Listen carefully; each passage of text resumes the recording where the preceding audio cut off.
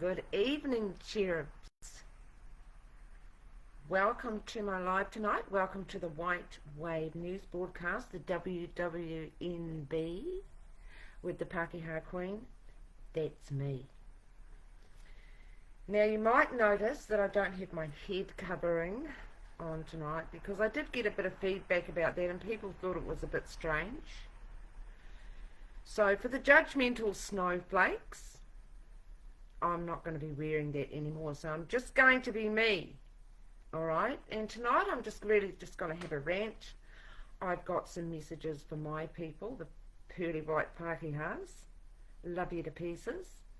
And I also have a message for the rebel Maori. Now, this culture war that New Zealand is experiencing, and I'm probably talking to the choir here, but nevertheless, if you're not the choir, this worldwide war on whites, how is it being played out in New Zealand?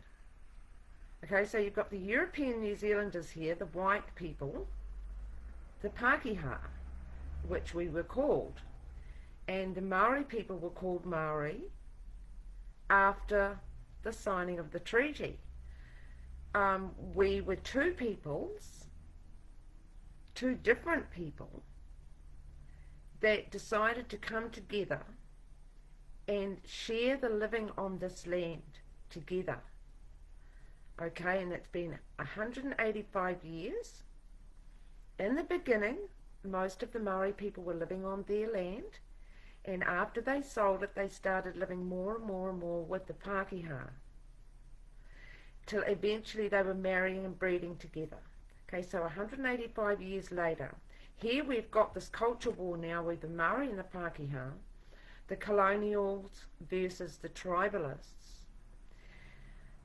We've come to a point now where so much has been carried out behind closed doors and secret meetings and secret proceedings that have chipped away at society and our education system, our workplaces, our businesses, our colonial institutions, and everywhere chipped away over the last 50 years of Maorification into every sector of New Zealand.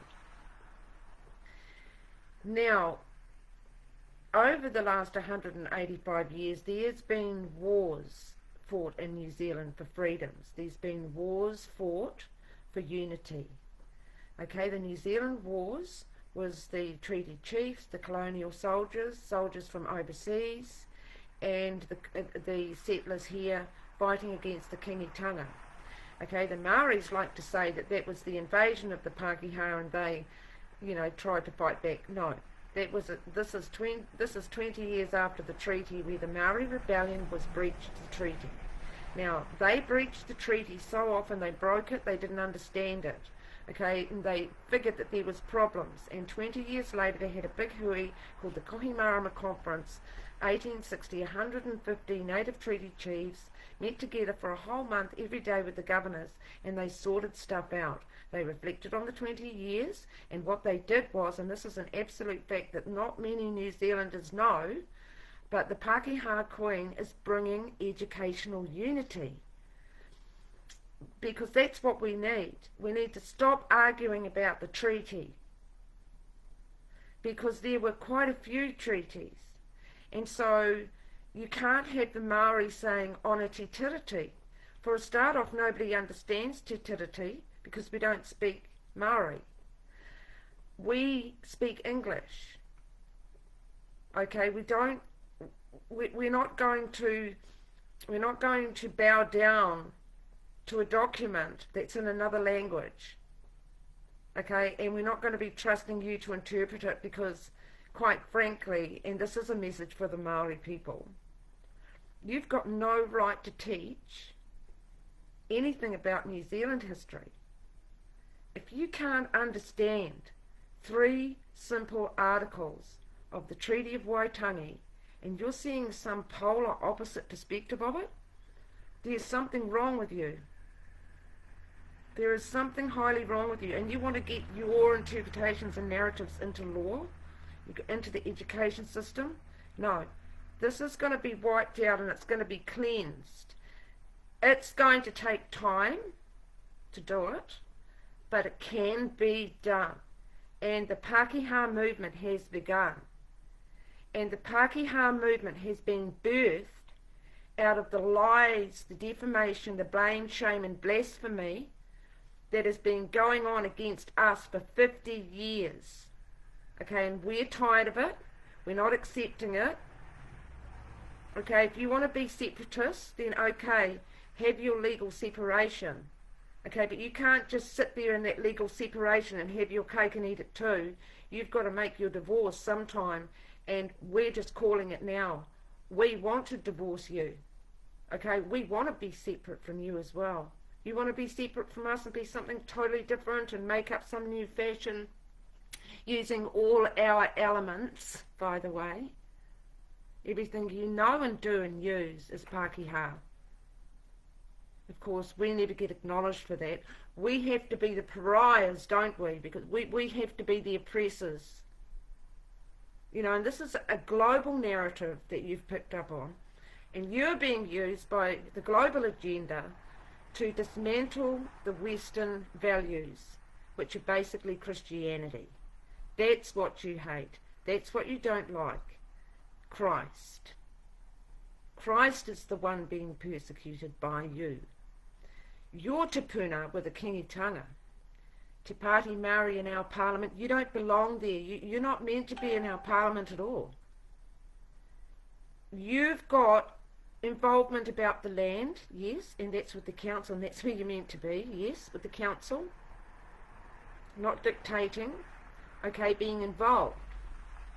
But not involved in our parliament as a political party that was actually, there was things in the 1860 Kohimarama Conference which turned out to be the new treaty that said 5 major main things, which are the 5 problems that we're having today. And everybody needs to know this. The Treaty of Waitangi, 1840, was made null and void in 1860. Let me say that again. The 1840 Treaty of Waitangi was made null and void at the 1860 Kohimarama Conference. And a new one was written. Now this new treaty, which they called the Bright Light Treaty, and in Maori it's Te Tiriti or Kohimarama Nutarani. Okay, the Bright Light Treaty, that's what Kohimarama means, the bright light. And the bright light of the Lord came in to those meetings, and those treaty chiefs were righteous. They'd been baptized. You see, the Maoris today, these pagan rebel ones, right, they say, oh, we don't understand why those chiefs would give up their sovereignty. We just don't understand it. There's just no way that they would have, because of this and because of that and because of rah, rah, rah, rah, rah. Well, you know what? You don't understand. You don't understand because you're not Christian like they were. And you don't understand the Spirit of God. You've got a whole nother spirit going on that you've drummed up. Now, this spirit that you brought in with this new tikanga religion that you've got, that was condemned and forbidden. It was abandoned, condemned and forbidden a long time ago by the treaty chiefs. That is why they made a new treaty at 1860. They confirmed the 3 articles of the Treaty of Waitangi, but because they realised there needed to be more explanation of it, it needed to be expounded, because the Maori people weren't understanding it properly, what they were required to do as obligations and duties.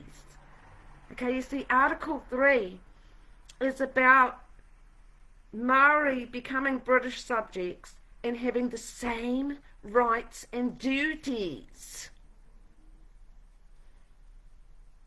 So not only have they got all these extra rights, which is a breach of Article 3, they're not doing any of their due diligence or their duties or their obligations whatsoever. They're doing the polar opposite. That's what they're doing, and that's why we're in trouble. So the 1860 treaty is the one we should be going by, because the 1840 didn't have any principles. That's why most people voted the treaty principles bill down.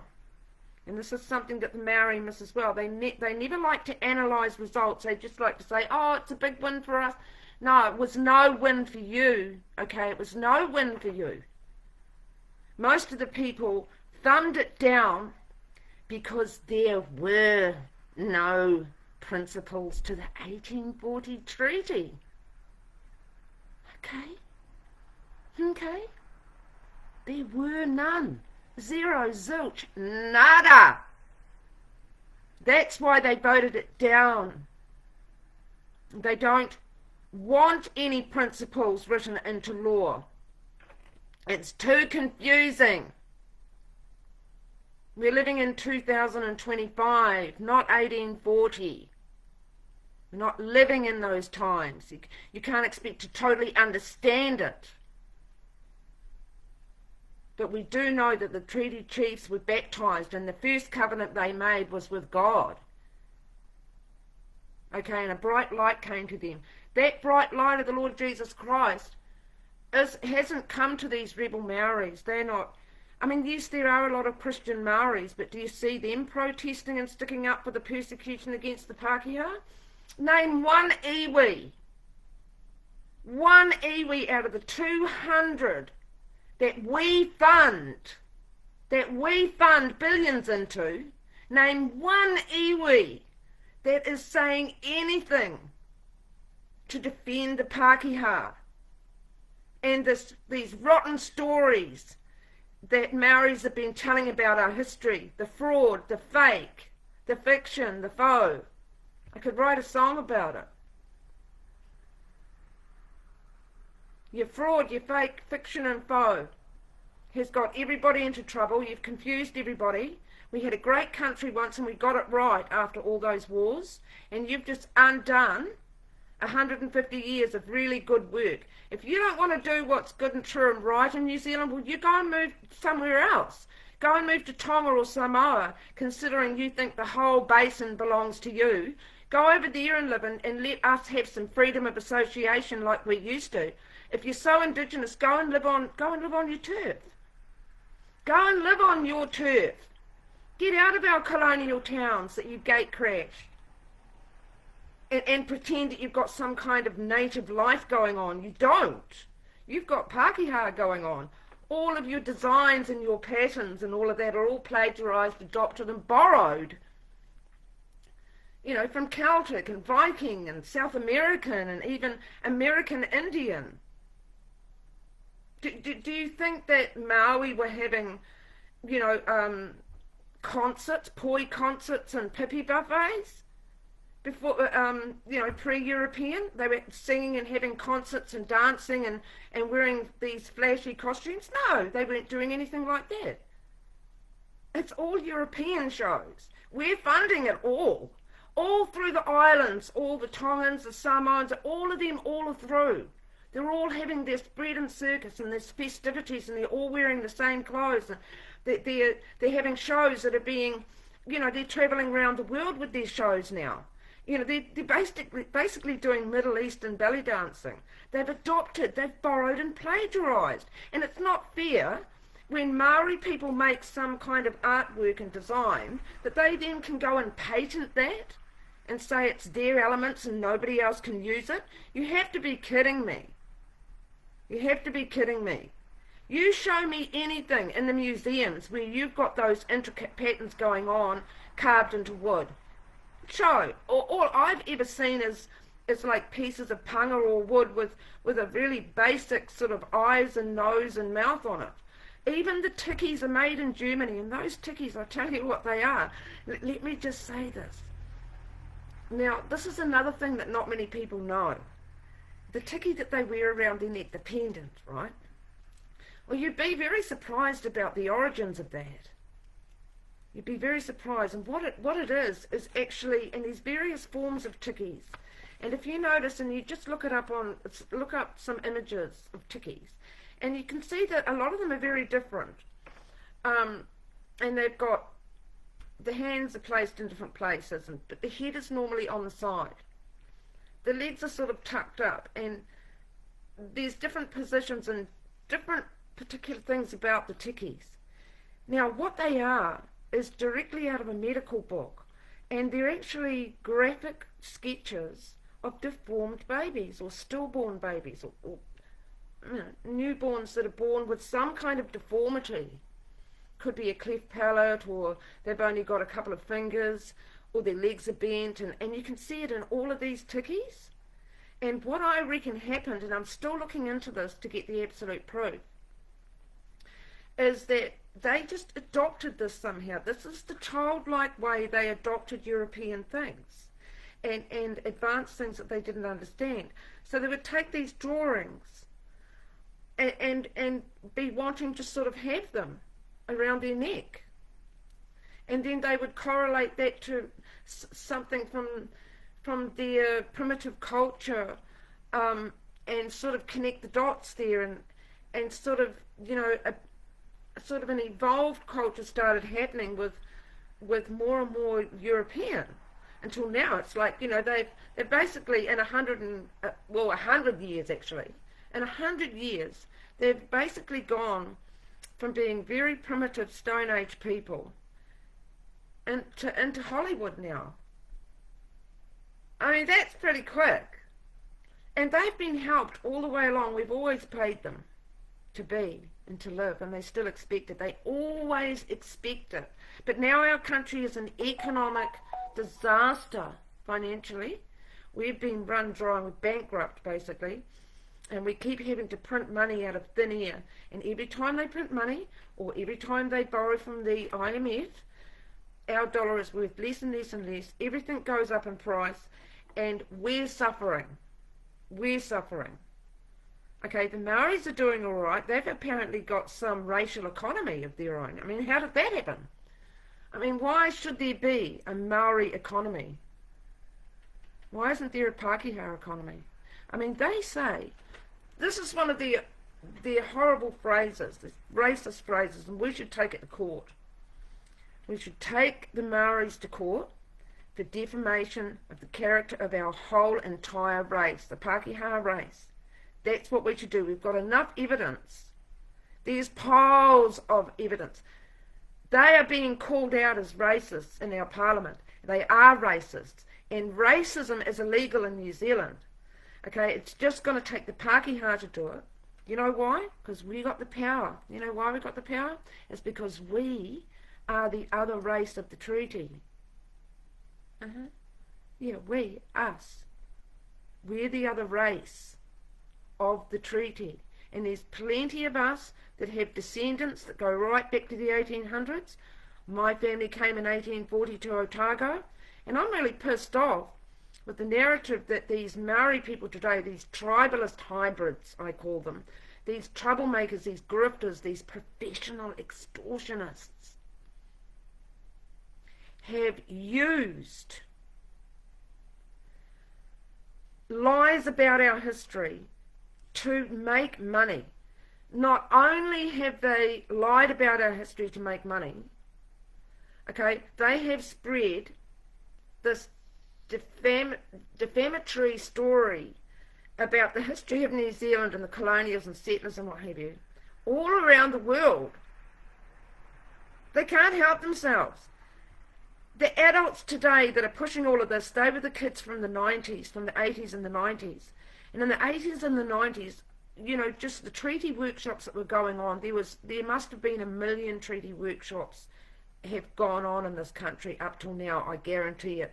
It would be close to 100,000 or even more. They've been steaming along all the time in the background. Most people have been to a treaty workshop. And the propaganda that they've brainwashed into people are just dark seeds, dark evil seeds that have turned the call of God on New Zealand. The call of God, where the missionaries came and they sacrificed their lives for humanitarian and evangelical purposes, to save the Maori from themselves and to bring them into prosperity. These horrible Maoris today, they're calling that evil. Yeah, they're just calling God evil, and I just don't think you should be talking about God like that. You Maoris, that's a warning. You shouldn't be blaspheming God in this country. Okay, you shouldn't be running decolonisation programs. That's insulting and offensive. It's disgusting. All the while you're trying to smash our historical monuments down, removing names and replacing them with yours, or because they're linked to some injustice. Well, I'll tell you what, every single tribal Maori name is a reminder of cannibalism, slaughter, slavery, infanticide, suicide, theft, attacks. Every single one. We stopped that. We stopped it. We don't want any more of our history removed or dismantled. It's wrong. It's condemned. The treaty chiefs condemn it. The treaty chiefs had 5 mainstay principles and obligations mainly for rebel Maoris. And at the 1860 Bright Light Treaty, Te Tiriti o Kohimarama Nutarani. Okay, the first one was the new tikanga is Christianity. Anybody bringing the old, drumming up the old tikanga, the old evil they called it. Okay, these are the righteous treaty chiefs. The born-again ones, the ones that were covenanted in with God. And so they cemented that covenant with the bright light of the Lord when they discussed it 20 years later, and they could see the problems. And the main problem was the Maori tikanga still being practiced. Okay, so they had to bring in the Tohunga Suppression Act and the Rebel Act, and they also had a blasphemy against Jesus Act as well, and they all need to be reinstated now because the spirit of the kingies has risen again in these pagan rebellious Maori people. The spirit is running with them, and for the Christian people out there, that's what you need to pray for, the spirit of the kingitanga, that foul demonic spirit that comes against everything that is good and true and right that God has planned and used people to do.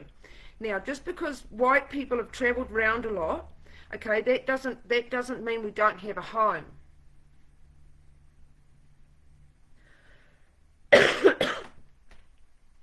Just because we've gone into other countries and we've come across native people, the story doesn't always have to be we invaded and bulldozed away their utopian culture because we were just barbaric. The story doesn't have to be that all the time. And I don't really care about the stories about what happened overseas because we don't know. We haven't lived there. We only go by what people say about it, or if you're bothered looking into history. And even then, some of the history might not be quite filled in there, some things are missing. There's a lot missing in New Zealand history that never gets seen. And one of the things that the Pakeha Queen is going to demand too, and I'm going to start making some phone calls to the Te Papa Museum. The final original English treaty that was translated into Te Reo has never been seen by the public. Never. So how has there been any treaty workshops and classes and educational resources and tools and materials? How could there possibly be any accurate anything out there if we've never seen the document, the English document? Why are they hiding it away? Why is the New Zealand government so good at hiding and covering up? Why do they insist on giving more money, more control, even more public land to Maori? Why are they giving them the power to veto? If some artifact is found in the ground, boom, Maori have to be there. No, they shouldn't be there. We are the authority in this country. Okay? It's the Pakeha that govern here. It's the Pakeha system that should be governing here. Pakeha people, righteous people. They were righteous people back then, but something's happened and they're not righteous anymore. They are not giving effect to Article 2, okay, which is the interests of New Zealanders. Now, I know that every different culture has different interests. Okay, I understand that. But what the government needs to do first is actually maintain, nurture and preserve the shared interests that Pakeha and Maori had together all of those years ago. Or indeed, actually up to the 1970s, and that's when everything come unstuck. The shared interest was the tikanga Christianity. Okay, there was only a small amount of rebels that wanted to carry on with the old tikanga, but eventually they became Christians. And they did, because there was a revival. And this is what these pagan Maoris today don't understand. They don't understand the Holy Ghost and how the Spirit of God can move, because those miraculous things that happened in our past, they only happened because of the Holy Spirit of God. They only happened because of the Spirit of God. And it was the vessels of the Pakeha people that God used to bring that through, to bridge the gap in a hostile environment. I mean, the mammoth works of the early Pakeha missionary settlers. This is the greatest story never told. The Maoris are the most recently civilized tribal Stone Age people in the world. There needs to be a movie about it, okay, to balance it all out. If we're only going to focus on the good and the rich of every culture that lives here, then why are we only focusing on the bad of the Pakeha? That is just, it's disgusting. It really is, because what happens is there's been a lot of immigrants coming here, okay, and they get here, and you've got Maori dominating all the narratives about the treaty and history. Okay, and they get to these people first, and they capture their minds. They capture their minds like a leech. And what they want to do is they want to make sure those immigrants know that they're the sovereign ones in this land. Okay, so they're breaching Article 1, which says that the treaty chiefs forever gave ceded sovereignty to the Queen, to the monarchy, to the Pakeha, who are going to be the governors of this land. Not the Maori being the governors, the Pakeha being the governors. Pakeha. Okay, that's our government. It's not a Maori government. It's just not. All right, if you want to have your own government, you go and build your own government on your turf.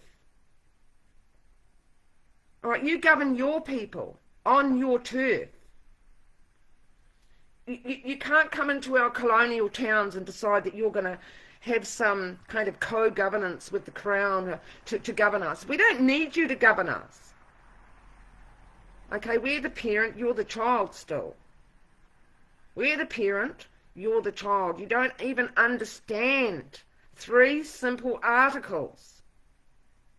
You know, ceding sovereignty, you say not ceded sovereignty. You've got bipolar.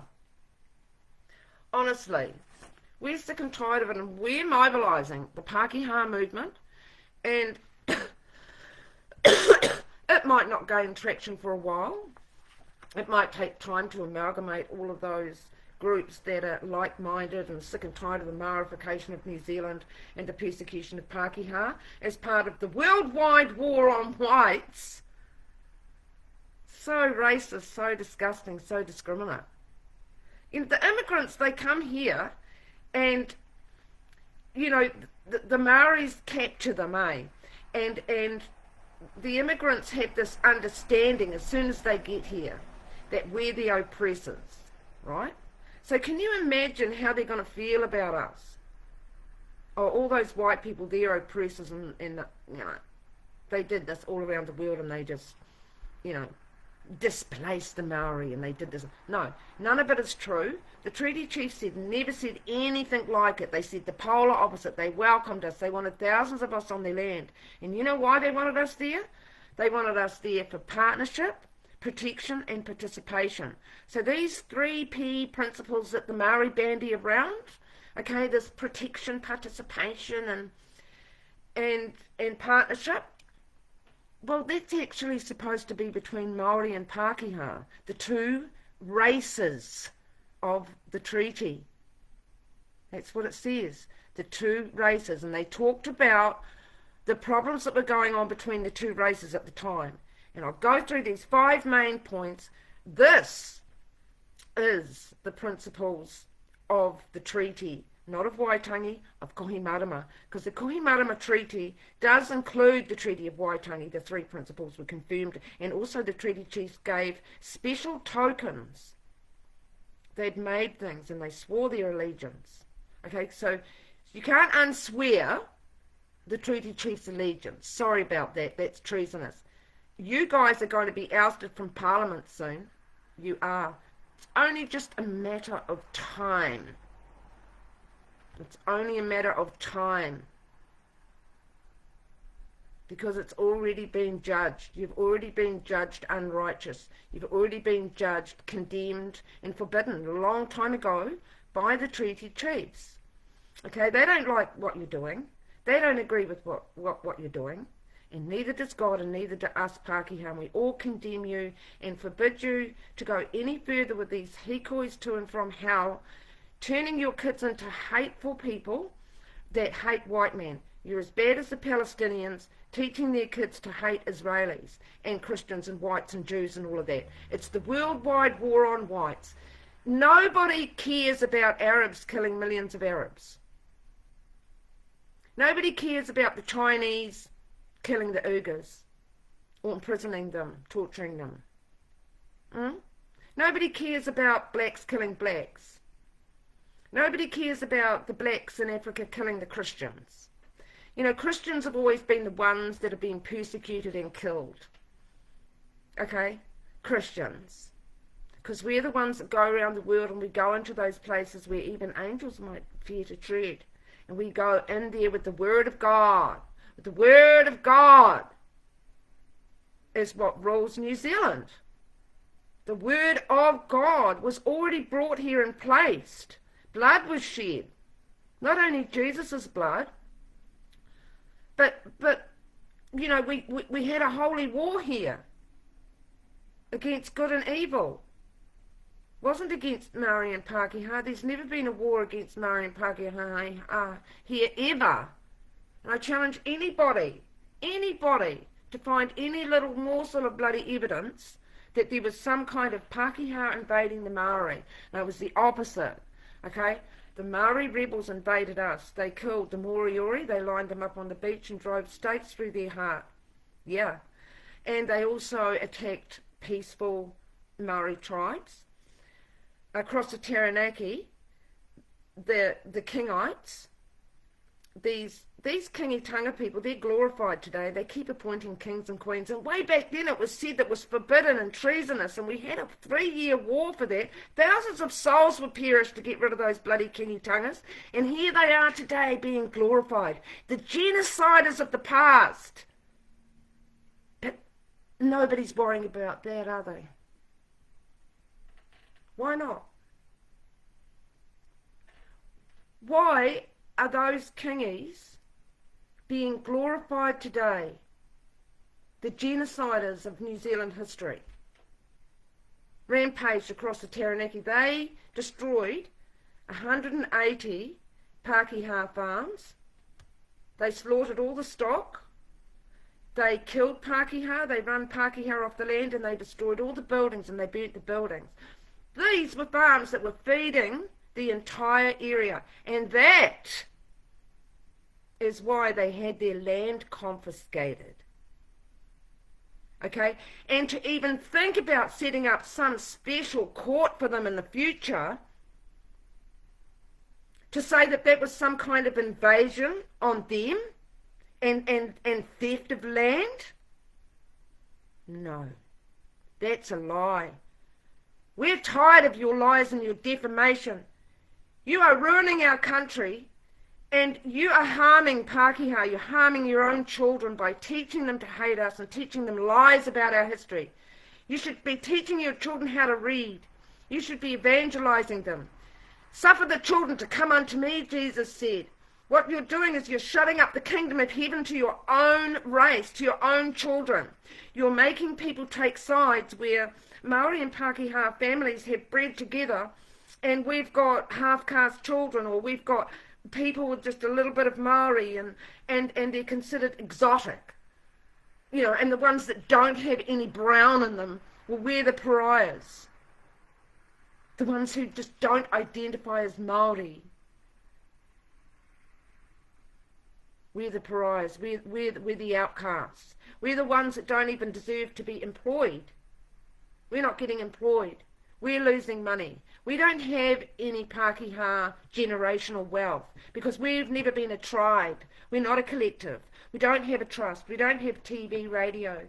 Where's our Crown Relations Minister for our ethnic community, our nativity, Native Pakeha? Where is our Crown Relations Minister? Everybody else has got one.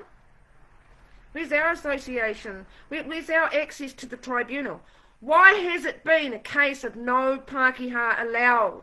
For 50 years at the tribunal, we've been voiceless. We've never been given a seat.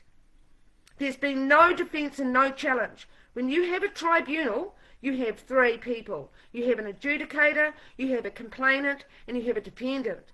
They've been in there complaining about us, and we haven't been able to defend it. It's been no Pākehā allowed at the tribunal. We want access. We demand access. Otherwise, shut the bloody whole thing down and have an investigation.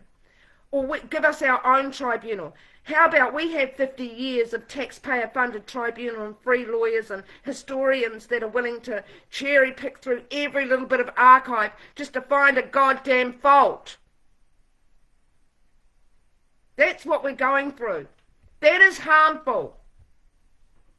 You are harming people. You're harming your own people. This is a message to you, Maori. You are harming your own people and you're harming us. This is not sustainable for you, New Zealand. We're not going to take it anymore. We want our colonial institutions back. I don't want to go into the museum in Auckland and find that I'm greeted at the desk by a transvestite islander. Okay, stuff your diversity, your inclusivity. What you're doing is you are excluding us deliberately and purposely, and you're teaching immigrants to do the same. You are teaching them that they don't need to employ us, or they shouldn't employ us, because they just love to get together and cackle their lingo in the back of the shop, don't they? And they all got to, I've only got to be working with melanated people. Let's put all the melanated people together in the workplaces and deliberately not put Pākehā in there. We see it. It's racism. It's discriminate. It's nepotistic. And whenever you ask any of these immigrants, well, why don't you employ Pākehā? I ask them. And they say, oh, who? Pākehā? They don't even know who we are because we don't have our name out there in lights, because the Maori people want to make sure that whatever they're doing, we don't poke our nose in. They say it's between us and the crown. It's been between you and the crown? Really? Well, if that's the case, then we are the crown. We're the crown. We're the monarchy. We're the representatives of the Queen and the King and the monarchy. And our democracy here, and our faith and our flag and family, and our Christianity, our faith. You can't take Christianity away. You can't decide to kick God out the door. That is going to turn our country into a big mess. We're going to have strife, okay? And Maori people are supposed to be protecting us. We're supposed to be protecting each other. We're supposed to be showing the world that we're united, that we came together and we got it right. We had a really wonderful life, a wonderful society once. Okay, and everyone knows it that's over 50. No one's going to disagree with me. we had something special in our communities that is missing now, and it's gone, and it's very grieving, and it's like a death. And I really think that these Maori tribalists today, they're pointing the bone, and their tikanga, most of their old tikanga was utu, which is revenge. Okay, and that's what they're doing. You can see a lot of Maori people making the same comments. They've got a scripted narrative. They're like cookie cutter all the way through their maraes with their teachings. Right? And in the schools now, it's all cookie cutter. Colonial bad, we have to remove everything that reminds us of it. Well, I think, the old tribal bad, and we need to remove everything that reminds us of cannibalism and slaughter, including the haka. Okay? That haka to us, it's insulting and offensive. Who wants to be reminded of your barbaric ways? You've just made it into some sham, branded it, and it doesn't even mean what you think it means. It just doesn't. It's got nothing to do with war or sport or a challenge. It is actually a testimony.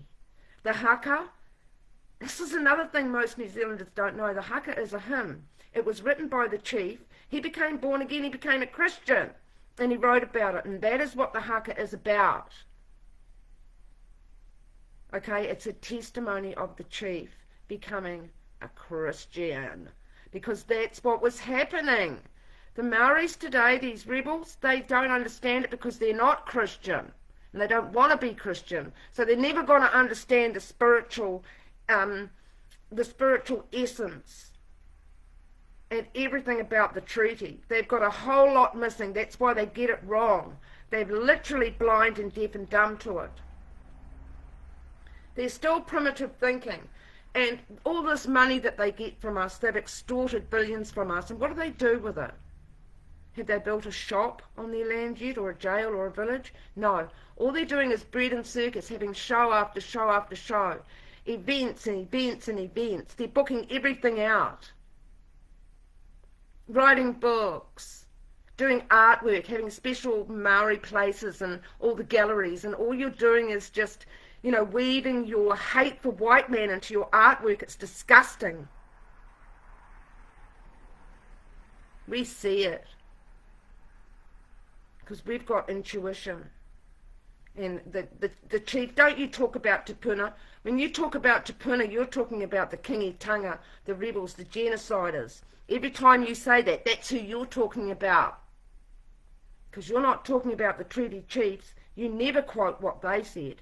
And they said the new tikanga was Christianity, and that anybody bringing it back would be cursed. Right? The second one was don't mix the languages. That was a very important thing. They found that there was a problem with the mixing of the languages and things weren't being understood properly. So the rule was, the principle or the obligation was that the government would give effect to, was that you do not mix the languages, especially in commerce. And what have we got today? Mixing of languages. It's wrong. People don't like it. We don't want our English words being removed from sentences. If you want to celebrate your exotic fake culture, do it. But don't bloody run us down and remove our colonial stuff and our English stuff that made this country great and saved your asses from the beginning. Te Reo was created for you, not for us to speak. We wrote it. We own it. He who creates owns. Okay? We own the treaty. We wrote it. We don't care what your titility says. We don't know what it says. We don't trust you. You don't know the meaning of your own words. You bandy around taonga a lot. Oh, that's our taonga. Oh, that's taonga. Oh, that's taonga. No, taonga was anything caught by the spear. You can't apply that to today. Okay, anything caught by the spear, like a fish or even a slave. Something to eat. An eel in a river, caught by the spear, that was taonga, your food, because you were surviving. You can't just put the taonga word to mean anything you want, okay, because it's not going to wash with us, and we don't want you bullying anybody into your worldview or your sick perspective. We don't want our children to be subject to your fraud and your hate. We protest it. We contest it. We want to have a say about it. We want to have a seat at the table and say all these things. We want our voices heard for a change. Where's our access to the tribunal? Where's our 200 clan trusts? Why can't we be a tribe and have trusts? Well, this is what's going to happen in the future, mark my words, because this Pakeha movement's only just begun, and it's going to keep going and going and going. And it doesn't matter if it takes 10 years until we get our voices heard and we get what we want. And we want 50 years of a tribunal because we've got grievances from the past and present. There was skullduggery that happened with Pakeha land as well, where they were displaced off their land and removed off and told to go elsewhere. What about that? You know, you can't just have one race of the treaty getting all the limelight and getting all the free lawyers and getting all the funding and all the airtime, every bloody microphone and podium, without Pakeha having a say in challenging that and defending it. Right? Yeah, and we are going to defend it. And we're mobilising. We're connecting, and we've got a network. We've got a tribe up. You know, we want some funding to preserve our culture. Where's our art gallery? Where's our name? We want the immigrants to know who we are. We're the reason they're here enjoying their, you know, racist hiring and firing. We're the reason they're here, that anybody ever came here. For hundreds of years, nobody wanted to come here because of the killing fields. We bridged that gap. The Pakeha missionaries, they did fantastic work. I mean, you can't deny it. It was a move of God. That is an invasion of the Holy Ghost. That is not attacking another race. We preserved their race, wrote the dictionary for them, wrote out their language, the noises that they were making, translated the Bible into Te Reo. I mean, these are mammoth works that take years and years and years, and you're wanting to call that evil now. Okay, so the colonisers were evil, but you still want to suck off our teat and extort money from us. Why can't you do anything on your own? You're in Hollywood now. You don't need our money. We are not obliged to babysit you. We are not obliged to pay you for anything. We want our money back. We want the taxes back that have been taken out of our pocket. You're the ones that tried to genocide us. You're the ones that killed our ancestors for no reason at all. You're the ones that broke the treaty. And those rules, the tikanga is Christianity. You're forbidden to bring the old other tikanga back. And you can see why, because they're causing problems. You were forbidden to start political parties, but be involved with the council only. You're not supposed to be in our parliament. That's what a principle and obligation is of the 1860 Kohimarama Covenant, what the treaty chiefs decided and agreed, that because they were worried that rebels would get into parliament. Okay, so they made that principle. Okay, you are forbidden to have Maori parties. And then you've got reserved seats in our parliament. All you're doing is turning it upside down and bringing witchcraft in there. And it's wrong. And you're not supposed to be there, and you're going to be removed soon in the mighty name of Jesus. Something's going to happen and you're not going to be there. I don't know how long it's going to take, but you're going to be ousted. Okay, because it doesn't fit in with the values of our country. The faith we have, the values for family as well. Other devil-inspired ideas have crept in since Christianity was taught in the schools for 160 years, and the treaty chiefs expected it. Tikanga Christianity for their people to be evangelized. How many Maori kids are being evangelized today in honor of the treaty chiefs? How many at school are being evangelized into Christianity? Pretty much none. How bad is that? That's a breach of the treaty. The other rule and obligation and principle of the Kohimarama Treaty, they had decided, was that it was very important for Maori to maintain good friendships, relationships with the Pakeha. For we will be many one day, they said. Okay, and we are many. We're 70% of the country. We get treated like absolute shit. Not just by the Maoris and the islanders, but the immigrants as well. They just completely shun us. All the cultures here are all in their little racist huddle group getting funded for their little associations and their temples to be built and all of that. That's not multiculture. That isn't. Multiculture is everybody mixing in and having a national identity and preserving that national identity, because the national identity is the reason they're all here. Nobody could come to New Zealand because the Maoris were killing everybody that came here. Nobody could come. Even the peaceful tribes that wanted to be peaceful kept having to move around, and they just couldn't settle anywhere or advance or anything because everybody else was just coming along and pinching all their shit. I mean, let's get real here, people. Okay, this racism that's going on is a dog's dinner. And it's cursing our country. The Maoris are supposed to be spiritual people. Well, they're going around blaspheming God and his ones in this country, and this is sending us into chaos. So many immigrants are coming in here, and these Maoris are setting the bar for them. They're setting the benchmark. It's a nasty, racist, discriminate benchmark that they are setting, because they're gatekeeping everything. They're gatekeeping all the information. They've got no right to gatekeep anything. They can't understand anything. They're still the children and we're the parents. They're not supposed to be in our government. The government is supposed to be run by Pakeha righteous people, and that's a fact. That's how it was. And why is that culture being taken away? We're the ones that are oppressed. We're the ones that are voiceless and silenced and marginalised. And we're the majority. And apparently everybody else is protected except us. And everybody's scared to say anything. Well, you know what? I'm not scared to say it. Okay, because I've been God appointed. I've been God anointed, and I know what I'm doing. Where's my microphone? And where's my voice, my TV? And where's our airtime?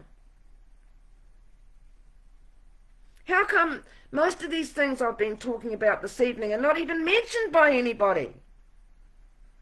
I mean, these people that have got platforms and influence, for example, Sean Plunkett on the platform, or Duncan Garner, and other people that have got platforms and influential YouTube channels or whatever, or groups doing things, and that's great, okay? But how about those people that just happen to have the money to set up a podcast and get the thousands of dollars worth of equipment going, sponsorship, and they've got themselves set up there, and they're getting their voice heard, right? They're getting their voice heard. Okay, but what about those people that are that are running an initiative or have a project, or they're trying to get heard, but they just don't have the channel to do it. They don't have enough followers or whatever it may be. They don't have the money or to market or whatever. Because if you don't have money, you can't do anything. That's why people need to get together and help each other and work as a unit. What I would like to see is somebody like Sean Plunkett, okay, that he opens up. All he has to do is just speak for a couple of minutes and say, look, if anybody's doing any initiative or project that's along the lines of what we are representing, then email in, let us know who you are, what your project or your initiative is, what any special information that you've got, and a couple of links where people can go straight to your link and see your stuff. Right? That's what they should be doing. That's what they should be doing. They should be reading out all the people that are trying to do something but are not getting heard. See, if you don't get heard, nothing gets done. This is why the Maoris have got their way, because we've been funding them to get heard. They're not only got their own Maori channels, right, TV channels, they stick their nose into every other bloody channel as well, mainstream channels that are funded by the government, by us. But those mainstream media, they're not speaking to people like me. They don't want my voice to be heard. They don't want anybody that's going to call out the Maoris as racist, or that the information that they're giving people is just totally fraud and dishonest. They've literally gone to the United Nations and they have produced fraudulent documents to them. I mean, this is how far they're willing to go. They will stop at nothing to make sure that they are going to take over this country. They are going to be wanting to be the sovereign ones, to actually own everything and control everybody. We can't let them go any further. They've indoctrinated people for 50 years. This is going to be really hard to undo if we don't do it now. And we can do it as Pakeha, because we have the legal, lawful title. Now, all you people say, oh, I'm not a Pakeha, I'm a New Zealand European. I don't want to be called a Pakeha because that's derogatory. Pull your head in. Okay, we've got a legal battle here. And Pakeha is a legal, lawful name. How do you think the Maoris have got their name everywhere and got what they had? Because they're Maori. Well, they're equal to us and we have the same rights according to Article 3 of the treaty. We have the same rights. And they have got an obligation to maintain friendship with us. And what have they done? They've persecuted, they've defamed, shamed and blamed us, and they've blasphemed the faith. Okay? They are already condemned by historical treaties. They're condemned. They're not supposed to be doing what they're doing. The government is too scared to do anything. They've lost the plot. The government is breaching our rights as well. They're not representing New Zealanders. How are they preserving the colonial culture here and our Christian values? How are they preserving that? Well, they're not. They've taken prayer out. Jacinda did that.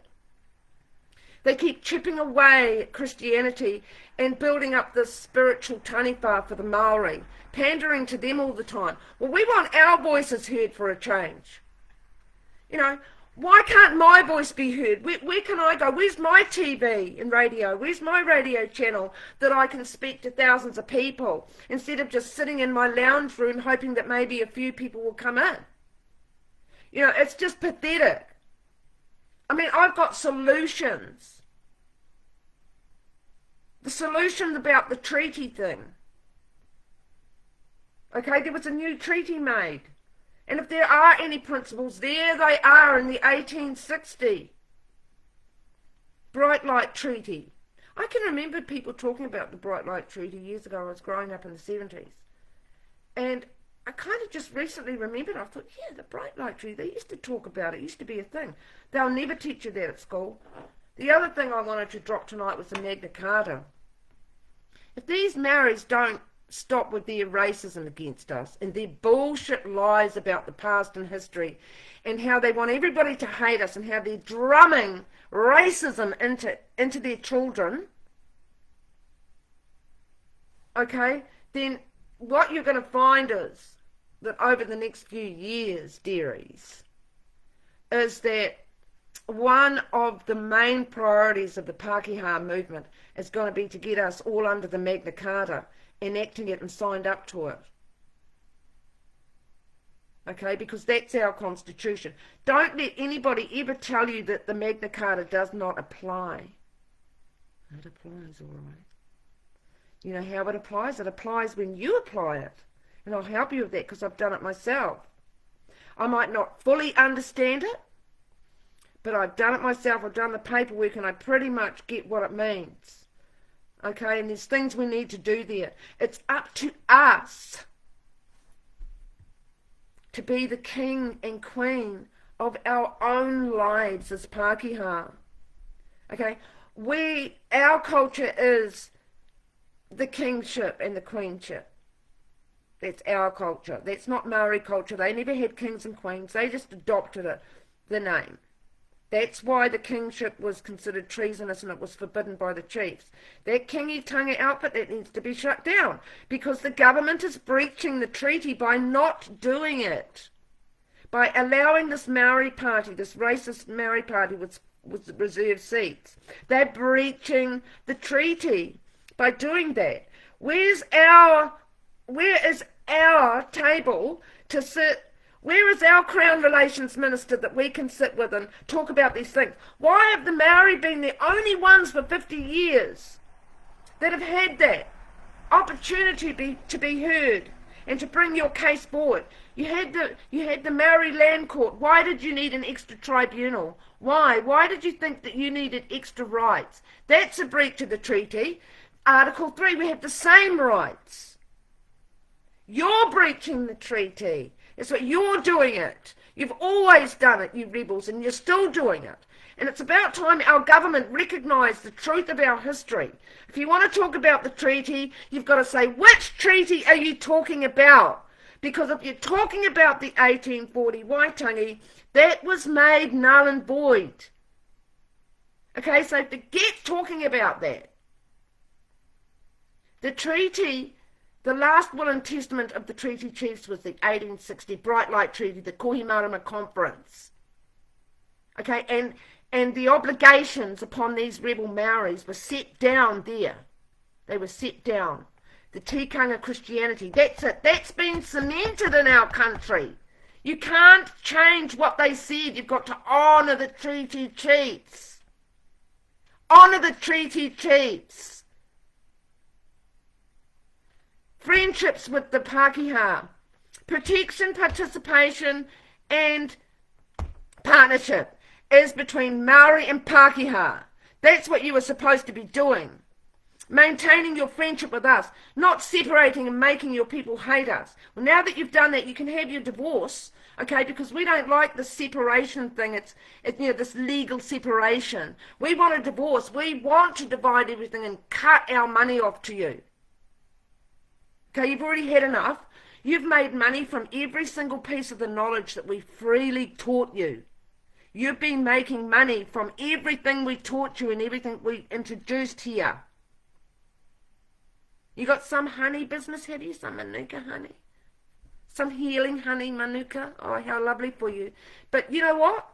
You need to give Pakeha 50% of those business profits because we're the ones that introduced the honey bee. You can't have honey without the bee. Can you? No. Are we charging you for all the knowledge? Our knowledge that you've been using to make money? What about all of those skills we taught you in the beginning? Where the settlers and the colonials were spending every day teaching you the knowledge and the skills and how to use equipment and tools freely. Should we have now charged you for that? Charge you university fees? Because you got free education, you still get free education? And you still say that you're victimised?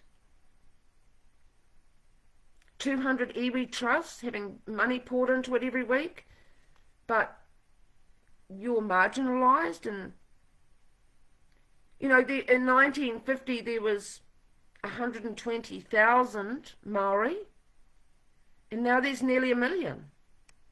And yet you say we're trying to exterminate and genocide you.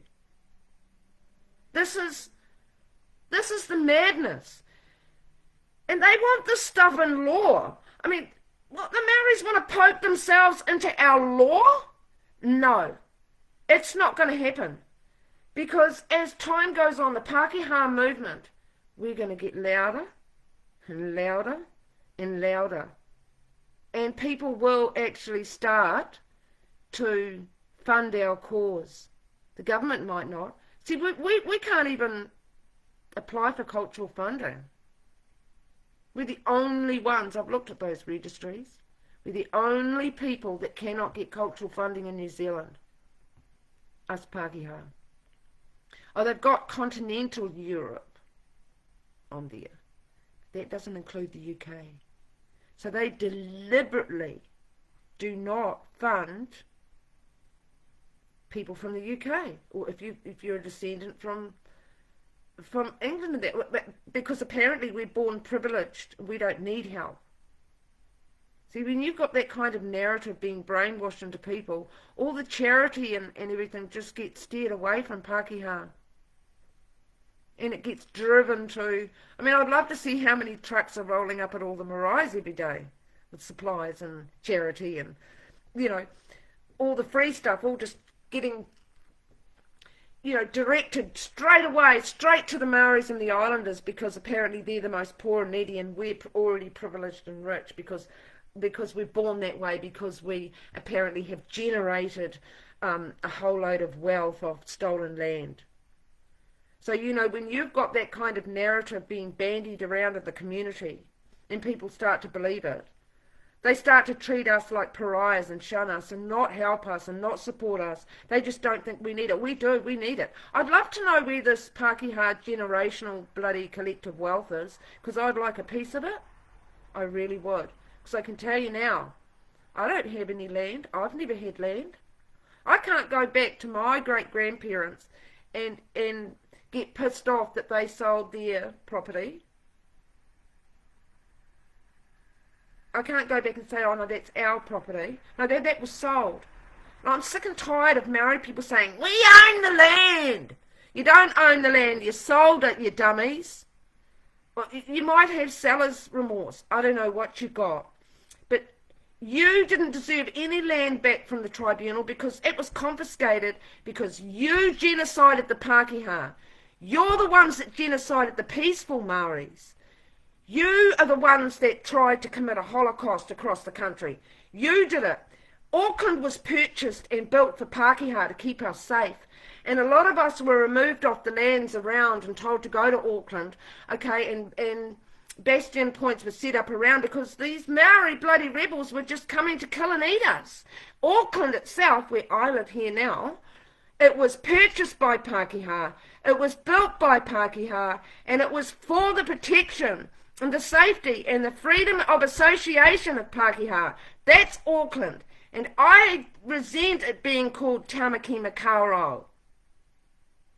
It's Auckland. Maori have got zero, nothing to do with Auckland. You sold it.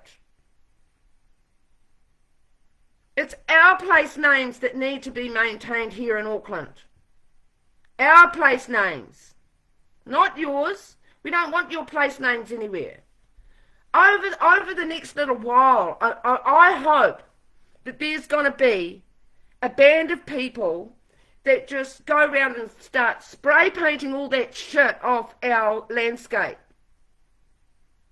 Because nobody's listening to our voices. No, we didn't vote. Nobody asked us. The Maoris are not asking us how we feel about changing our name places of history. Why do you have to scrape history away? Just leave it as it is. If you're going to just cover and hide things up, there's never going to be any accuracy for the future after we're all dead and gone. You know, and for the rest of my life, and I don't know how long I've got left, but for the rest of my life, I'm going to chip away every single day to expose the lying, racist, discriminate, skanky Maori rebels that are trying to destroy us and our heritage and what we created here. And we did it in goodness. There's nothing racist about our history. There's nothing racist about Pakeha. Everything we did was for the Maori people, to preserve them and to love them and care for them and teach them how to be prosperous and all of that. I don't care about all the shit and the bad stuff that happened. That was somebody else. That's not righteous people that did that. There was different groups of people that did different things. There was different groups of Maori people. They weren't all one united governed people. And it's wrong to teach the world things about New Zealand as if Maori were all one people and they all thought the same and they all fought against the Pakeha when they came here. No, I'm tired of Maoris being unhinged and unchecked and unmonitored and left to just spread this defamation. Okay, now if I was like, defamation is actually illegal in this country. You can take people to court for defamation. If you can prove that those defamatory things they've said about you have set you back, and that's easily proved, and that's what we want to do. We want to take a class action against Te Pāti Maori. We want them out of our parliament before we all go into civil unrest and there's a bloodbath in this country. We don't want that. Okay, that's what's going to happen. So many people are saying it. You've got a whole lot of really pissed off Pākehā in this country, and the government needs to address it. Okay, we do not have the ability to do this fancy land march down to Parliament, okay? Because on the way, we're just going to get harassed, bullied, and bashed up by the Maoris. They don't let us meet together. They do not let us gather. We've tried it. You try having a Pākehā meeting in a settler hall and see what you get. You're going to get bullied by Maori people. And they're the ones that say that they're marginalised and persecuted? No, they're persecuting us. They've got hold of the reins by criminal means. This is a criminal thing that is happening to us here. We want to take them to court. We want to oust them out of Parliament. Okay, if anybody wants to get behind me on that, or just go shoulder to shoulder with me on that, do it. Because Pākehā people are too bloody pathetic. There's too many keyboard warriors that don't tangibly want to really do anything. Okay, stop harping on about it and do something. What we need first is we need numbers. Okay, we need numbers. That's the first thing. Okay, we need a database, an email list, so everybody can get a newsletter with the initiatives and the projects and what we're doing. Okay, if we don't tribe up, we're going to get lost in a sea of cultures, because they've all tribed up and they're all in their little special huddle racial groups, and they're self-serving and they're looking after each other. Okay, and if we do not get a handle as Pākehā, the other race of the treaty, and we do not rise up and preserve and maintain and demand that our voices are heard, because we've been screaming for 50 years about this cursed Waitangi tribunal and all the money that they've been pouring from the taxpayers' kitty to them so they can run a revolution. It's wrong, it's criminal. And if we have to enact the Magna Carta, we will. And what happens when you enact the Magna Carta is that you strike on taxes and fines and rates, or just taxes and fines. And you have a lawful right to do it. That's our right. We want our rights. We want our Magna Carta constitutional rights taught at school, because that's all we've got. It's all we've got. It's all we can do. We can't march. We couldn't even do a freedom village. We were called a river of filth. But it's all right if the Maoris go down there, they get pandered to, and we get called a river of filth. No, it's wrong. The government is not representing us. Therefore, we can lawfully strike on taxes and fines. And if we get enough people, it's going to make the government listen to us. And we will have more power and control to keep them in check. That's all we want to do. Keep them in check. It's not right that the Maoris have a hotline to the government as if they need to keep them in check. Every time they don't like something the government does, they say, they think it's a bad law. They say it's a breach of the treaty. It's a breach of the treaty. Just so had enough of it. Because what they're all doing, the government and these Maori rebels, they're the ones that are breaching the 1860 treaty. The updated one, the amended one, the proper one, the last will and testament of the treaty chiefs. Okay, now if we're not going to get angry about this, then nothing's going to be done about it. There's nothing wrong with getting angry, you just don't sin. Alright, there's nothing wrong with being angry. There's nothing wrong with hating things either, because in the Bible it says there's a time to love and there's a time to hate. Okay? So, that's my culture. All right? I hate what God hates. Okay, so don't come at us with your hate speech laws, because it doesn't apply to Christians. All right? Now understand?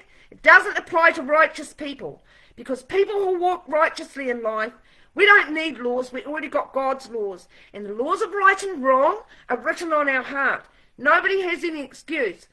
These rebel Maori people, they know what they're doing is disinformation. They know it's wrong.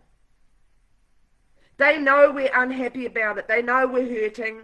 They know it's harming us. They know it's shoving us, kicking us to the curb. They know it. They know they've got the brains. They know they've captured people's minds. They know they've got the bloody government wrapped around their bloody little finger. They know it, and they're very cocky, and they're laughing at us. Okay, they're laughing at us. How long are you going to sit there and let these Maori people persecute us, treat us like pariahs, teach everybody that's coming into this country that we're the oppressors and they shouldn't really mix with us? That's why they're not assimilating. That's why. Because of the defamation. Okay, and that's something we need to take to the High and Supreme Court as Pakeha. Okay, not as New Zealanders. Maoris are New Zealanders too. Okay, no, it's Pakeha. You've got to understand it. If you don't like the name, just keep it in your top pocket. Keep it in your top pocket. Okay? Because it's powerful. It's a title. It was an honourable title. Those treaty chiefs, they loved us. We not only brought them from death to life, we brought them the knowledge of the world, the araha, the love, the giving. That's the definition of Pakeha. We brought the fruits of the Spirit, cultivated heart, cultivated the earth, a sustainable way of life, getting joy out of helping people, getting joy out of showing people a new way, a better way, and we'll help you up there. You can be prosperous too. We didn't make you prosperous for you to turn and rebel on us and have a revolution. This is a holy war you are bringing right here in New Zealand, and we're treating it like a holy war. You did your ugly genocidal haka in our parliament, and we are accepting your challenge. Okay? So to my beautiful Pakeha people, what you've got to do is you've got to arm up with knowledge. Alright, because knowledge is power. You need to be able to know how to answer and respond when Maori people say things. You've got to have the knowledge. I don't know. No, that's not right. No, that happened. You've got to be able to expose them on the spot. On the spot when they're saying it, when they're trying to dominate. Nobody has to be put up with the oppression of Maori dominance in society or in the workplace or at school. Nobody has to do it. Okay, you just have to be strong and courageous and stand up. The government needs to be strong and courageous and ruthless with these people. They're trying to be, but you see, the government doesn't spend a lot of time reading history. They just leave it up to everybody else. And the Maoris got left. They got left to do it. And frankly, they're in no position to teach anything. If you can't understand 3 simple articles of a treaty, you can't teach. There's a lot of false information, disinformation and misinformation out there that the Maori have spread. They've spread it. The Parihaka one, oh my God, that is the centre of the boohoo industry. They've got a polarising story about what happened there. You see, they're not telling the truth. And this is what witchcraft is. They are gossiping. In the Bible it says that gossiping is likened to the sin of witchcraft. That's what it is. Gossip, gossip, gossip. That's what they do. They're gossiping in secret meetings behind closed doors. We don't get to sit in there and listen to what they say. In the old days, back in the old days, the Maori, hapu, and Pakeha settlers, And the chiefs and the governors used to come together and people could stand in the room and listen to things. Now, it doesn't happen now because no Pākehā are allowed. Somebody needs to make a film about that. I know the Maori's got some American guy to do a documentary or to write a book about no Maori allowed. And it was an isolated occasion in Pukekohe where you can imagine these primitive people are coming off the land and they're gate crashing into our colonial towns, and we're expected to what? Just babysit and train them? You know, of course there was going to be teething problems. You know, coming into the townships, you know, some of them were thieving, and honestly, it's, you know, it takes a while to transition, but we didn't invite them into the towns. Yes, some people got married and they had children together, but pretty much the colonial towns were white people, Pākehā people living there. You know, we did not come here on the premise that we would have to have Maori living with us next door. That's not the premise. Nobody comes here on the premise that, the Maoris are helping the Crown govern now. Nobody came to New Zealand. There was no agreement for Maori to be governing. None. I don't want Maori governing and making decisions for me, or my children, or my family. I don't want to have anything to do with them at all. I've lost respect for them. I've lost trust for them, and I think most people feel the same way. In fact, a lot of Maori people too. They're sick and tired of Te Pāti Māori because they seem to be speaking on behalf of all Maori people. And you can't, because they're not one tribe. They never were. It was wrong for the government to allow a racist party in our government without allowing the Pākehā to have reserved seats as well, to balance it out, because we have the same rights as the other race of the treaty. Same rights. So we want reserved seats. I don't want to be part of a party, a political Pākehā party, okay? That's not what I'm doing this for. But as we get people onto our movement and onto our database and we get the numbers, there might be somebody there that will want to be maybe an independent candidate. We could call it the New Zealand Euro Party or the Colonial Party, whatever. But you can use the Pākehā movement database and all of those people that are going to grow to be members of that political party. This is why it's very important to get numbers. This is how the Maoris did it. They started collecting and making a database and networking and collecting everybody's emails. They've been doing it for 50 years, and we've been funding them to do that. Why haven't we received funding for our network and clan trusts? We want to clan up, don't we? We want to be tribes now, because everybody else is doing it. We need to adapt. We need to adapt to it. Otherwise, we're going to get lost in it all. We're already losing the plot. We're taking our hand off the plough, and we need to start doing this work. We need to have strategies. Okay, and educational unity is one of the key things of the Pākehā movement. We all need to think the same about the treaty, and if there's any principles, they've got to come from the mouths of the treaty chiefs that were talked about together with the governors, and they agreed. And it says in there that they were all of one accord, all 150 of them, about what they spoke about: the tikanga, the friendship with the Pākehā, the do not start political parties, do not mix the languages. And there was another one. There was 5 main ones.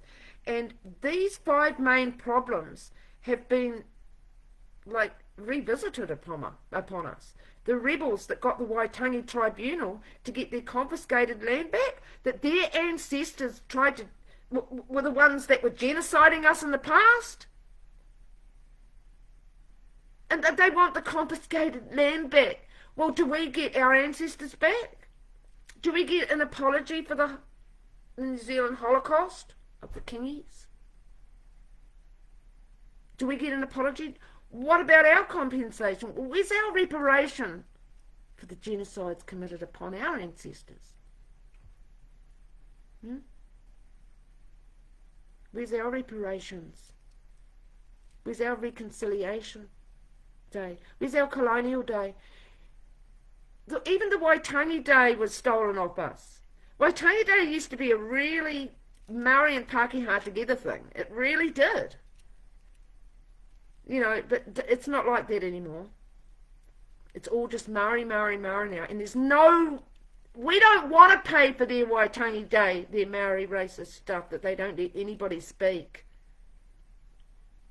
Where's the leadership of the Pakeha? Well, we don't have one because, but everybody else has. Everybody else is set up with an association for their culture, except us. I want to see the Pakeha name in lights. I want to see colonial celebrations more. Let's celebrate colonial. Let's have horse and cart races. Let's bring the horse and cart races back. Let's develop the Pakeha cultural identity. What is it to be a Pakeha? What was it to be a Pakeha? And are we still on a mission? I believe we are. I believe that the Christians of this country are the ones that can get it back to stability, and that we can bring values back and an understanding of our history that balances it out, that it doesn't make the white kids feel guilty and the Maori kids feel like a victim, but a balance. There's good and bad in every race's history. But I believe the Pakeha in this country have had an exemplary history here. I really do. I think it's one of the greatest stories that it's not being told, and it should be told. We've had enough of the racism. We have had enough of the hate. We don't want it anymore. We don't want any more anger. We had a great country once, and we were all getting along really well. Okay? And it's not fair that these white people out there, these Pakeha traitors, I call them, these self-loathing, heritage-destroying, sold-out soul, highly paid Pakeha that seem to be fronting a lot of these Maori enterprises. I'm really shocked about it, and it just makes me sick, to be honest. Okay, you reached back in your ancestry.com and found somebody with a little bit of Maori, so you're Maori, and then you can get some money and free stuff and put a tattoo on your chin. It's like the old Dr. Zeus story of the Sneetches. You had the star-bellied Sneetches and the Sneetches without the star upon their belly. And they were going in and out of this machine, if you remember it. And the people with the stars upon theirs were apparently the best over the rest. And those who didn't have a star on their belly were the pariahs and the lowlifes and the ones that were shunned and looked down upon. And so, the Sneetches that didn't have the star, they decided, well, we may as well go through the machine as well. And they went through the machine and got stars on their belly, and until eventually there was too many people with stars on their belly. And so they wanted to go reverse it. So the people with the stars on their belly, some of the Sneetches with the stars on their belly, decided they wanted to go back through the machine and get the star taken off. And so after some time of this happened, this is a snake oil salesman that came through the town, with his star belly making machine. Sucked everybody in. So people were going in and out of the machine all day long for ages, and then all of a sudden they're just looking at each other thinking, it doesn't matter whether we've got a star on our belly or not, we're still Sneetches, So this is kind of a little bit of a lesson to end this live with. It's like, we're all humans, we all bleed the same blood. Alright, but if the government wants to orchestrate these nationalities into all their little separate self-serving racist groups, okay, then Pakeha have to do it as well. And this is what the Maori people are really scared of, and what they've tried to keep a ball and chain on us and a handbrake on us for so long. They've shut down our voices. No Pakeha allowed in the tribunal. We don't have any defence mechanisms. We've got no TV channel, nothing. We're the ones that are oppressed. We're the ones that are marginalised. We're the ones that are persecuted. We're the ones, in our culture is what is trying to be exterminated. It's not just here, it's all over the world, the war on white. It's just that the Maori tribalists here and the islanders are being used by the global agenda. So they're just being so sucked in, they're so dumb. We can't have these people teaching anything anymore. We can't have these people in positions of leadership and decision-making processes. We just can't, because they're covering up, they're lying, they're frauds, fake and faux and fiction. Okay, and the world is sick of fake. We want truth. We want reality. We want to return to what works, to what is good and healthy for society. We had it good once, and I don't know who thought that that needed to be changed. Didn't need to be changed. Yes, there's a small group that's got a grievance, but we already have courts to, deal with that sort of thing. We already have systems in place. We don't need extra things for a small amount of people, because everybody's got a grievance against the government.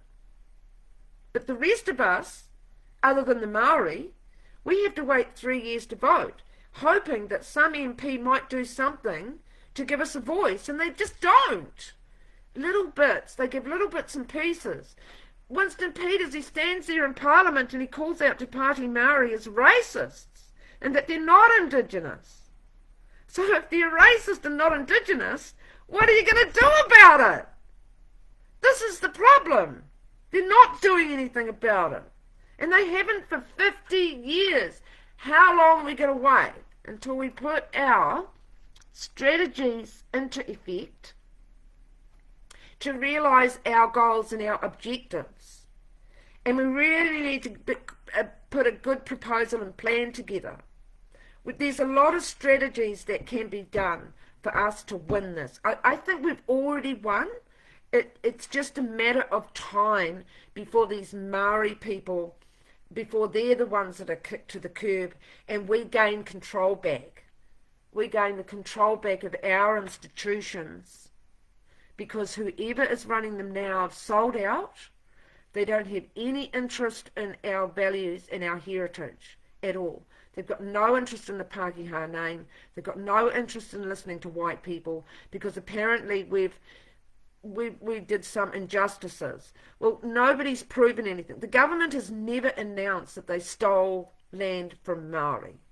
Nobody has ever announced to the New Zealand public that there was theft. And yet for 50 years these Maoris have gotten away with defaming us. And it's causing harm. It's all very well to say things, free speech and all that. But if you can prove that it causes harm and impact, then that makes a difference. Because that's what the Maoris have been doing for 50 years at the Waitangi Tribunal.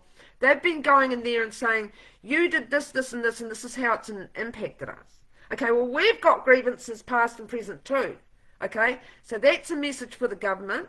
There's messages here for the Pakeha people, and there's messages in this live tonight for the Maui.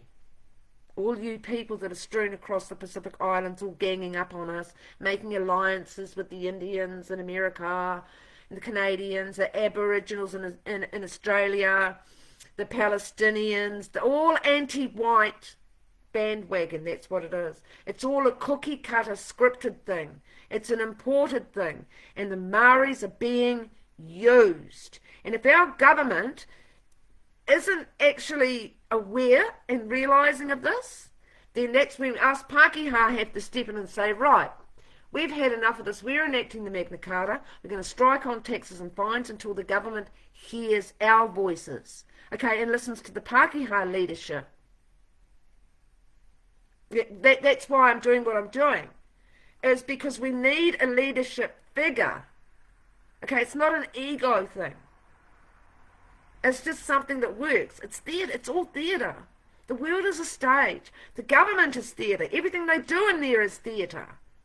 Okay, so this is how, if you can understand me, you can understand the theatre about it.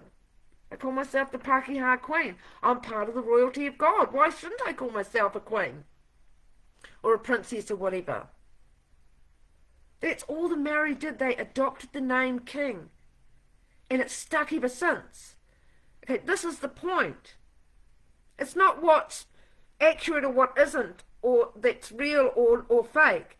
It's continuously doing something and being determined and persistent with it that makes it acceptable after a while. You've got to start somewhere. And this is what we have to do. Because I'm sick and tired of listening to and seeing all of these comments from Pakeha people. They're panicking, they're scrambling. What are we going to do? What are we going to do? Well, you come together, that's what you do. Okay? You join the Pakeha movement to begin with. We just need numbers. So then we can, join up with other people. It's not just about me. I've just got the ideas. I've got the ideas. And we need to work together. Lots of groups are doing good things and they've each got their own special part to play. And we all need to be like one unit. Not necessarily all agreeing with our special little things, but one engine room where we can all be promoted and that everybody can see what everybody else is doing. I'm going to support that, and support that. We have to be self-serving. I'm sorry to say it. We have to be self-serving like everybody else is being self-serving.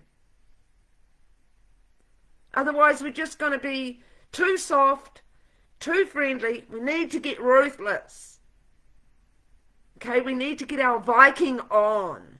We need to get our Viking on. Who are we? We are the guardians of the land. We're the ones that God sent. And we did the work.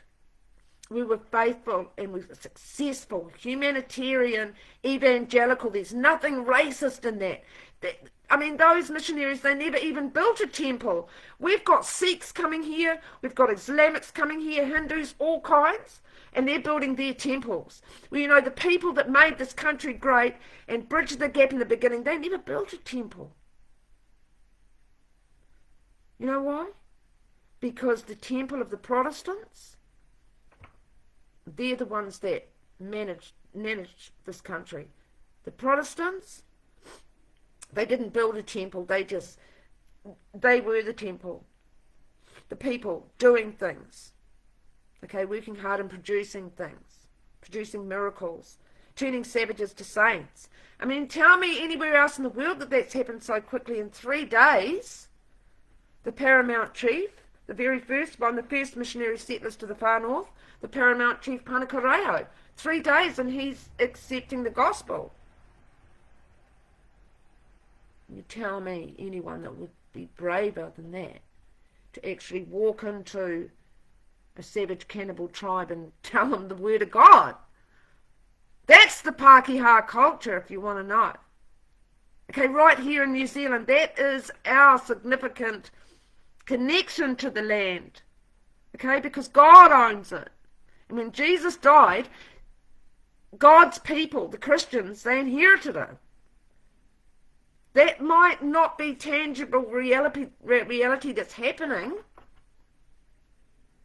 Okay, but the fact of the matter is, Christians inherited it when Jesus died.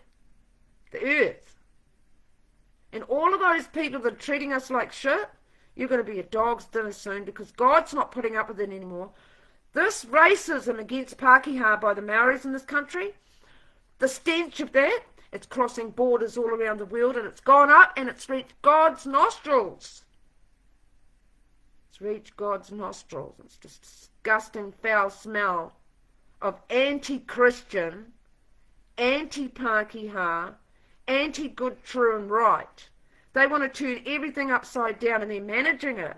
And the only reason why they're managing it is because us Pakeha, the other race of the treaty, never forget that. Keep it in your top pocket if you don't like the Pakeha title. Then you're not understanding. You're just believing in some derogatory term that some rebel Maori decided to make up. They don't know what's what. They don't listen to them. And always be ready with an answer. That's what the Bible says. Always be ready with an answer, okay, as to why you believe as you do. This is what Jesus taught about spreading the gospel. Okay, when people are asking you questions about it. Why should I believe or whatever? What's your testimony? Always be ready with an answer. And to be ready with an answer, you have to gather some knowledge. So you just join up with people that have already done it. I've done a lot of research, and I'm just going to freely give it to you. So you don't have to do it. This is what people are doing. They all got their special bit of knowledge, and we all need to come together and play a part in the one big whole. And this is biblical too. Everything that works is biblical. Now, we've got a tribe up, okay? The Pakeha, the Ngāti Wikitoria. Okay, we've been forgotten too long, and this is getting dangerous now, where they want all their fraud into law. It's all very well having an opinion, but when you want to get that into law, no, sorry about that.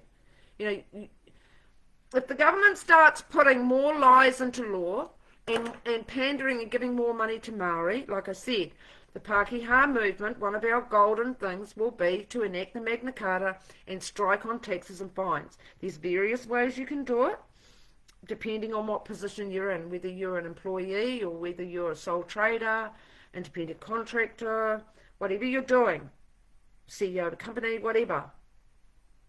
Okay? There are ways and means that you can go about it.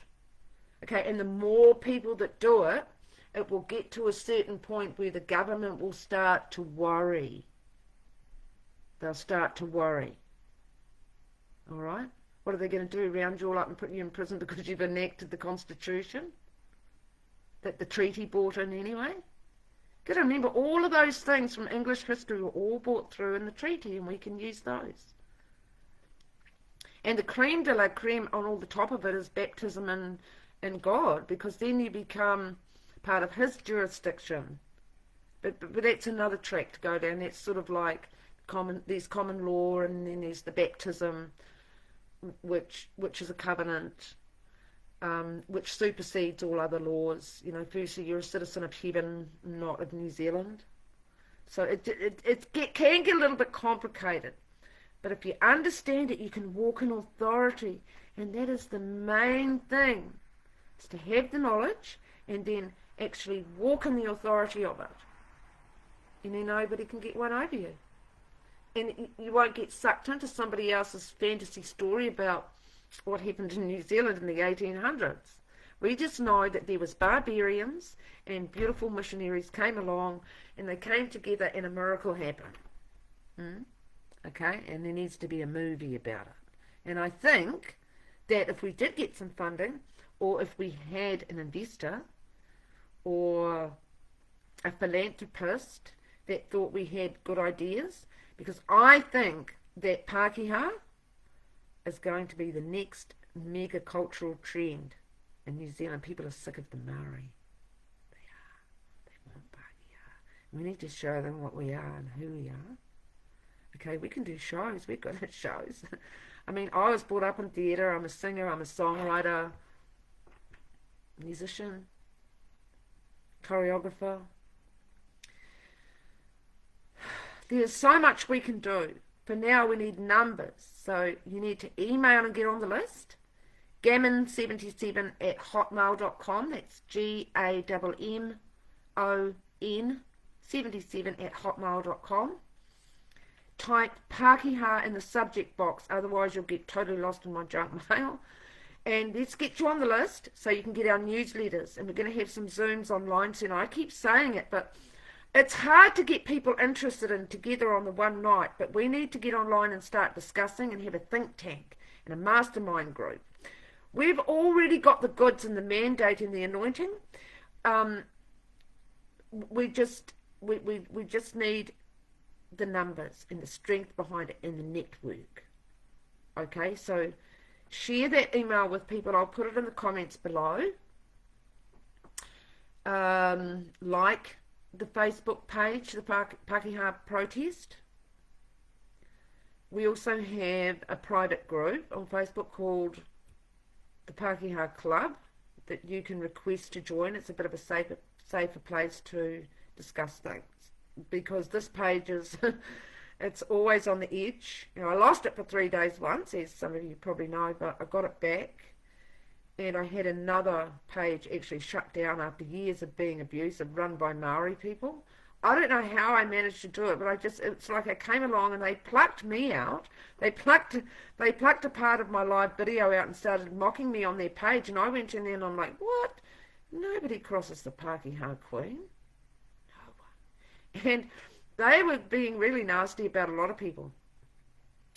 Anyway, yeah, I just took it to NetSafe and captured screenshots and did all I needed to do. Spoke to a few other people that were being abused by them and putting up for display. And this was going on for a few years, this page. There was disgusting people in there. All they were doing was just saying really disgusting things about people that they were making a mockery of. Okay, with absolutely no evidence that these were just mainly white or Christian people. That's what they were targeting as Maoris. I got that shut down. I mean, so many people wanted that page shut down and they just couldn't do it, and they were being left freely to do all this heinous racist stuff. It was disgusting. But I got that shut down, and I thought, wow, and I got my page back. Because they spam reported me, right, and it just got my page shut down, but then I got it back, and they got shut down instead. Okay, so that's the kind of anointing that I've got. If you want to run with me, you're going to see supernatural miracles happen. Okay, like praying people off their podiums and that sort of thing. You know what I mean? We had a big prayer chain for Jacinda. We just said to God, Jacinda, Jacinda can't be there, and she went. And she won't come back either. I don't think she's even going to come back for the commission inquiry, because I think that, I mean, I wouldn't harm anybody, but somebody else might. This is the problem. When people's voices don't get heard, they become violent. They do. So the government needs to understand there's a lot of pissed off Pakeha. Like, we're on the brink, we're on the edge. We've had 50 years of provocation and annoyance, persecution. And now we're not even getting employed, and we built the country. I mean, this is a sick place for us to be left in, and you're just ignoring it. You don't understand what it's like. You MPs, you know, you're living the high life. You're not living like us. You need to listen to the Pakeha and work together with the Pakeha for a change. Stop working together with the Maori. Stop feeding them. You need to work together with us. Okay, you need to have a balance. We've got interests too, so that needs to be done. The Pakeha movement has got a lot of really good ideas, and so we want you to know about them. So you email and get on the list, and we'll send you some stuff. There's a whole heap more I could talk about, but I'm not going to, because it's going on too long. I'll make another live another day and fill all the other pieces in. But for now, to my pearly white Pakeha people, keep having white babies. I mean, once upon a time I said, you know, it's not even worth having children, bringing them into this abusive world. But no, I think we need to keep colonizing and keep having white babies. Stick to your own kind. And stop hybridizing your children, because what's happening is that they're being divided. They're being made to make a choice. Okay, of either being on the Pakeha side or the Maori side, and that's not fair. So to save all that, we need to start sticking to our own kind. Okay, marrying, having children of our own elk and our own clans. That's what we need to do. Preserve our own culture and our own bloodline. So, good night from the Pakeha Queen, and I'll see you again soon. Bye.